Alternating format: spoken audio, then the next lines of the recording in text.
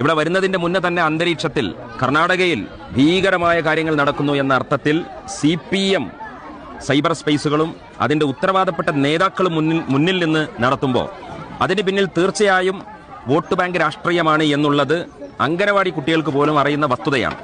മുസ്ലിം league പാർട്ടിയെ സംബന്ധിച്ചിടത്തോളം നമുക്കിത് വോട്ട് ബാങ്ക് രാഷ്ട്രീയത്തിന്റെ പ്രശ്നമല്ല. രാജ്യത്ത് അരികുവൽക്കരിക്കപ്പെടുന്ന മനുഷ്യരുടെ കൂടെ പക്ഷം നോക്കാതെ, പാർട്ടി നോക്കാതെ, മുന്നണി നോക്കാതെ നിലകൊള്ളുക എന്നുള്ള നമ്മുടെ പ്രഖ്യാപിത നയമാണ്.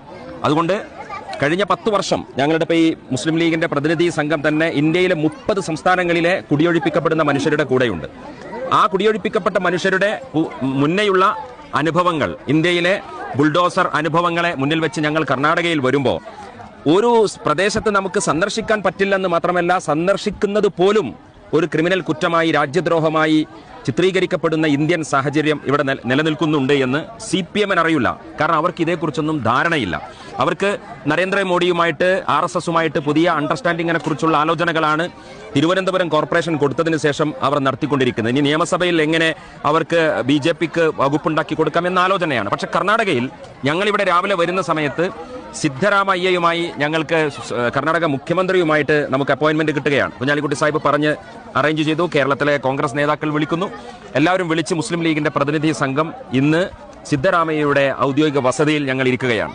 അദ്ദേഹത്തോട് ചോദിച്ചപ്പോൾ അദ്ദേഹം അത്ഭുതത്തോടെ ഞങ്ങളോട് ചോദിക്കുന്നത്, ഇത് മുതലെടുക്കാൻ സിദ്ധരാമയ്യ പറഞ്ഞ വാക്കുകൾ ഇതാണ്: ഇത് മുതലെടുക്കുക എന്ന ഉദ്ദേശത്തിൽ ആരും ഇവിടെ വരണ്ട. ഇവിടെയുള്ളത് വീടില്ലാത്ത കുറച്ച് മനുഷ്യരാണ് ഇപ്പോൾ ഞങ്ങളുടെ മുന്നിലുള്ളത്. ആ വീടില്ലാത്ത മനുഷ്യർക്ക് വീട് കൊടുക്കുക എന്നതാണ് പരിഹാരം. അല്ലാതെ കേരളത്തിൽ നിന്ന് നിങ്ങളിവിടെ വന്ന് ഫേസ്ബുക്കിലൊക്കെ ഇട്ട് ഇത് വലിയ ക്യാമ്പയിൻ ആക്കുക എന്നത് നിങ്ങളുടെ രാഷ്ട്രീയ താല്പര്യമാണ്. ഞങ്ങളെ സംബന്ധിച്ചിടത്തോളം ഇപ്പോൾ കർണാടകയിലുള്ളത് വീടില്ലാത്ത കുടുംബങ്ങളാണ്. ആ വീടില്ലാത്ത കുടുംബങ്ങൾ മുസ്ലിങ്ങൾ മാത്രമല്ല, മലയാളി സമൂഹം മനസ്സിലാക്കേണ്ടത് ഈ കുടിയൊഴിപ്പിക്കപ്പെട്ടവരിൽ ഹിന്ദുക്കളുണ്ട്, ഈ കുടിയൊഴിപ്പിക്കപ്പെട്ടവരിൽ ക്രിസ്ത്യാനികളുണ്ട്, സ്വാഭാവികമായും ആ കുടിയൊഴിപ്പിക്കപ്പെട്ടവരിൽ പാവങ്ങളായ മുസ്ലിം സമുദായവുമുണ്ട്. അപ്പോൾ ഇതിനൊരു തരത്തിലുമുള്ള വർഗീയമായ നിറമില്ല.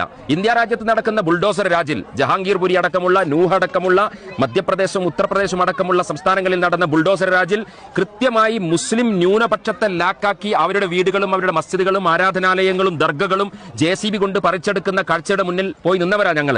അവിടെ ഞങ്ങൾ KT ജലീലിനെ കണ്ടിട്ടില്ല, അവിടെ ഞങ്ങൾ AA റഹീമിനെ കണ്ടിട്ടില്ല, അവിടെ ഈ CPM-ന്റെ ന്യൂനപക്ഷ പ്രേമത്തിന്റെ അംബാസഡർമാരൊന്നും ഞങ്ങൾ കണ്ടിട്ടില്ല.